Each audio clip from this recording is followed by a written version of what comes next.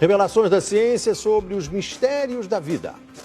Especialistas de vários países estiveram no Brasil para o lançamento de um grupo dedicado à tese do chamado design inteligente. Esses cientistas acreditam que a perfeição e a complexidade da natureza comprovam a existência de um ser superior. O que há por trás do bater das asas de uma borboleta? Ou das cores vibrantes das penas dos pássaros? O que há em comum entre a concha do mar e a força dos furacões? Que mistérios guardam as nossas células e o DNA, o responsável por tudo o que somos? Os homens reunidos nesta sala são os principais nomes de um ramo da ciência que pretende responder questões como estas. Ao contrário do que a gente apregoou por 150 anos, há evidências de inteligência na vida e no universo. Eles são estudiosos do chamado design inteligente, uma linha de pesquisa que acredita que a complexidade da vida e a perfeição da natureza comprovam a existência de um ser superior. A vida foi feita pronta, o universo foi feito pronto, planejados por um ser extremamente inteligente, com design, com arte, com perfeição. Marcos Eberlin coordena o Núcleo de Pesquisa em Ciência, Fé e Sociedade, recém-inaugurado por uma das maiores universidades de São Paulo, em parceria com instituições americanas. Outro defensor do design inteligente é o doutor em bioquímica e professor americano Michael Behe.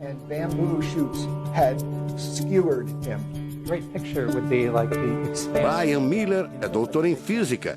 Ele coordena as pesquisas da Universidade de Duke, nos Estados Unidos. Seria um super engenheiro, um super arquiteto?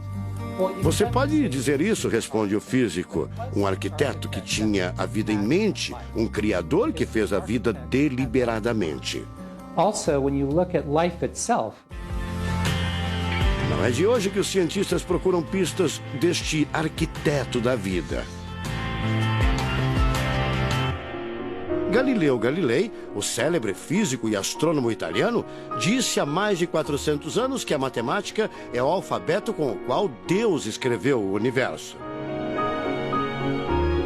A matemática se dedica a provar que tudo no universo segue uma lógica. Mas foi ainda antes, na Idade Média, que outro italiano, Leonardo Fibonacci, decifrou parte deste alfabeto. Ele descobriu um padrão numérico que se repete em quase tudo na natureza. Em homenagem a ele, o padrão passou a ser conhecido como sequência de Fibonacci, uma sequência lógica de números que pode ser expressa em formas geométricas.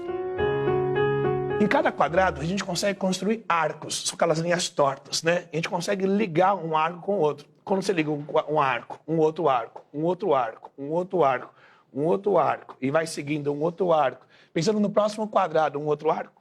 Essa aqui é uma figura que é uma espiral, chamada espiral de Fibonacci. E essa espiral aparece em diversos lugares do nosso cotidiano. Aparece, por exemplo, na nossa orelha. O formato da nossa orelha é exatamente essa espiral. Uma coisa interessante, aparece no nosso rodamuinho do cabelo aqui. É o mesmo formato que aparece aqui. Que é o mesmo formato que aparece naquela concha do mar, tal do Nautilus, né? Que é o mesmo formato que aparece nas estrelas do universo. Que é o mesmo rodamuinho que forma quando tem um furacão. A sequência de Fibonacci foi encontrada também nas ondas do mar, nas pétalas das rosas, na distribuição das sementes do girassol e até nos hexágonos da casca do abacaxi. Mais uma comprovação matemática da existência de uma mente inteligente por trás da criação seria o chamado número de ouro, ou proporção áurea, representada pela letra Φ. O número de ouro, também representado pelos dígitos 1,618, está presente na construção de uma das obras mais importantes da antiguidade, o Partenon. Foi usado por Leonardo da Vinci na Mona Lisa, o quadro mais famoso do mundo. essa regra do número áureo, ela vem, né, aparece no Fibonacci e aplica um monte de situações. E é legal que os gregos percebiam isso, eles associavam isso muito com a ideia de perfeição. Ele está presente nas asas das borboletas e até nas medidas do corpo humano. Se você pegar a sua altura e dividir pela distância do seu umbigo até o chão, vai dar aproximadamente 1,6. Um φ. Vai dar um φ também. Se a gente abre os braços, né? Calcula a distância da ponta de um dedo até a ponta do outro dedo. Então vai ser desse dedo maior aqui, no dedo médio, até chegar ao dedo médio. Se eu pegar essa distância e dividir pela distância desse dedo até esse ombro aqui, vai dar 1,6 de novo. De tudo na natureza, o que mais impressiona os cientistas são as células, a chamada unidade básica da vida. São as menores partes que compõem os seres vivos, vegetais ou animais. O corpo humano é formado por cerca de 100 trilhões de células que dão origem a tecidos e órgãos. We cannot be accidentally caused. Life is not an accident. O americano Douglas Axie estuda biologia molecular há mais de 25 anos. Ele garante: não existe a mínima possibilidade de a vida ser um acidente, um acaso da evolução do planeta. Para ele, as células são complexas demais e só podem ter sido criadas, de propósito, por um ser inteligente. Literally machines that are made out of molecules. Dr. Michael Behe concorda. Ele compara a célula a uma fábrica repleta de máquinas e veículos. Ela produz e troca com as células vizinhas os elementos fundamentais à vida.